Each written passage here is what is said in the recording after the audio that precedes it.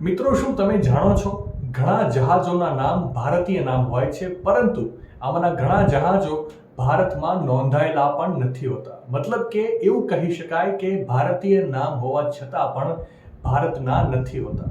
જી હા, એકદમ સાચું સાંભળ્યું. વાસ્તવમાં ઘણા જહાજો ભારતીય નામની સાથે કોઈ અન્ય દેશ એટલે કે વિદેશી બેનર હેઠળ નોંધાયેલા હોય છે.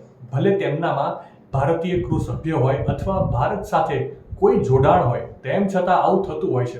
જે પાછળનું મુખ્ય કારણ વૈશ્વિક શિપિંગ પેટર્ન અને વિદેશમાં ઉપલબ્ધ લાભો છે. આંતરરાષ્ટ્રીય દરિયાઈ કાયદા હેઠળ દરેક જહાજ એક દેશમાં નોંધાયેલ હોવું જોઈએ. જોકે તે જરૂરી નથી કે તે જહાજના માલિકના દેશમાં જ નોંધાયેલ હોય.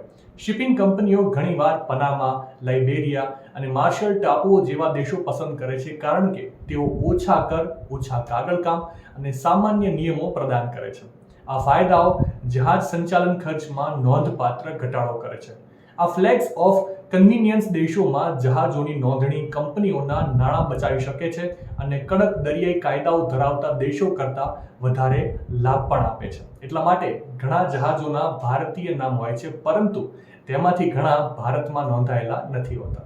માહિતી સારી લાગી હોય તો વધારે શેર કરજો અને આવી જ અવનવી માહિતી માટે સંદેશ ડિજિટલ સાથે જોડાયેલા રહેજો.